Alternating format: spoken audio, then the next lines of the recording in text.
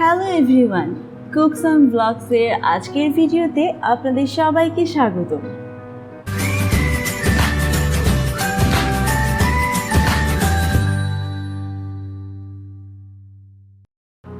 আজ আমি আপনাদের তৈরি করে দেখাবো ব্রাহ্মণবাড়িয়ার 100 বছরের ঐতিহ্যবাহী মিষ্টি ছানামুখী মিষ্টি। এই মিষ্টিটি খেতে যেমন মজা আর তৈরি করা খুবই সহজ। চলুন তবে শুরু করা যাক। ছানামুখী তৈরি করার আগে আমাদের পনির তৈরি করতে হবে, আর পনিরটা কিভাবে তৈরি করব সেটা আপনাদের দেখিয়ে দিচ্ছি। আমি 2 লিটার দুধ জাল দিচ্ছিলাম, হঠাৎ করে ছানা হয়ে গেল, তাই ভাবলাম মিষ্টি তৈরি করে ফেলি। আমরা এই ছানাটা দিয়েই একটা পনির তৈরি করে নিব। ছানাটা গরম থাকতে থাকতে একটা সাদা কাপড়ের মধ্যে নিয়ে নিচ্ছি পানি ঝরানোর জন্য। যতটা সম্ভব পানি বের করে নিতে হবে এবং 2 ঘন্টার জন্য ছানাটা আমি ঝুলিয়ে রাখছি। 2 ঘন্টা পর ফিরে এসেছি। ছানাটার অনেকটা পানি ঝরে গিয়েছে। এবার আমি পনির তৈরি করব। পনিরটা কি পরিমাণে মোটা রাখবেন সেই অনুযায়ী ছানাটাকে চ্যাপ্টা করে নেবেন। আমি এরকম একটা প্লেট নিয়েছি, ছানাটা এর উপর বসিয়ে দিচ্ছি। এবার এই ছানার ওপর একটা ভারী কিছু দিয়ে দিতে হবে, যে কোনো কিছু ভারী দিলেই চলবে। আমি এখানে একটা পানির হাঁড়ি তুলে দিচ্ছি।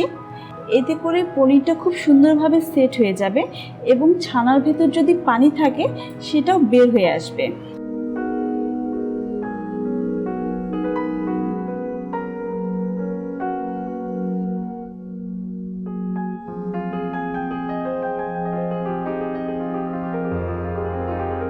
দেখতেই পাচ্ছেন ছানার ভেতর থেকে কিন্তু পানি বের হয়ে আসছে, যা পানি ছিল সব বের হয়ে যাবে। এভাবে আমি রেখে দেব 3 থেকে 4 ঘন্টার জন্য। 4 ঘন্টা পর আমি আপনাদের পনিরটা খুলে দেখাচ্ছি।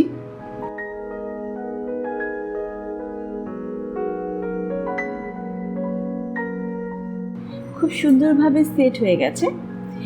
এবার এই পনিরটা আমি 2 ঘন্টার জন্য ফ্রিজে রেখে দেব। যখন পনিরটা শক্ত হয়ে যাবে দেন ছানামুখীটা বানাতে খুব সুবিধা হয়। নরম পনির থাকলে ভেঙে যাওয়ার একটা সম্ভাবনা থাকে, এর জন্য আমি 2 ঘন্টার জন্য ফ্রিজে রেখে দিচ্ছি। 2 ঘন্টা পর ফ্রিজ থেকে বের করেছি। দেখতেই পাচ্ছেন পনিরটা খুব সুন্দরভাবে শক্ত হয়ে গেছে, সেট হয়ে গেছে। এবার আমি কেটে নিচ্ছি। এখানে আমি 2 লিটার দুধের পনির করে নিয়েছি, সামান্য পরিমাণের হয়েছে। পনির যত ভালো হবে ছানামুখীটাও তত ভালো হবে।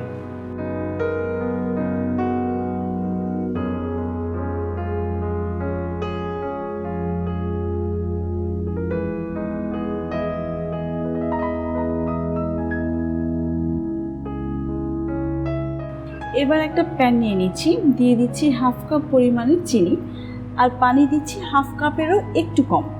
এবার চুলার জালটা একটু বাড়িয়ে দিয়ে চিনির শিরাটা তৈরি করে নিব। চিনিটা ভালোভাবে গলে গিয়েছে এবং ফেনা উঠে গেছে। আমি এখন কিন্তু পনিরগুলো দিয়ে দিব না। এখন যদি পনিরগুলো দিয়ে দিই তাহলে পনিরগুলো ভেঙে যেতে পারে, এর জন্য শিরাটা আমি আরেকটু ঘন করে নিব।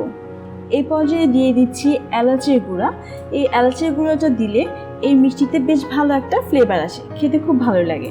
আপনারা যদি কেউ দিতে না চান তবে স্কিপ করতে পারেন। চিনির শিরাটা অনেকটাই ঘন হয়ে গেছে। এবার আমি দেখিয়ে দিচ্ছি, চিনির শিরাটা যখন এরকমভাবে হাতে ধরলে একতারের মতো হবে তখন বুঝতে হবে শিরাটা হয়ে গেছে। এই পর্যায়ে আমি দিয়ে দিব পনিরগুলো।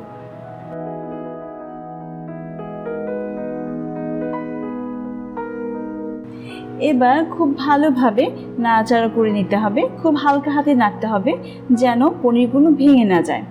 এভাবে নাড়াচাড়া করতে করতে চিনিগুলো পনিরের গায়ে লেগে যাবে। 3 থেকে 4 মিনিটের মতো এভাবে রান্না করে নিব এবং হালকা হাতে নাড়াচাড়া করতে থাকবো। এক পাশে থাকলে ছানাগুলো পুড়ে যাওয়ার সম্ভাবনা থাকবে।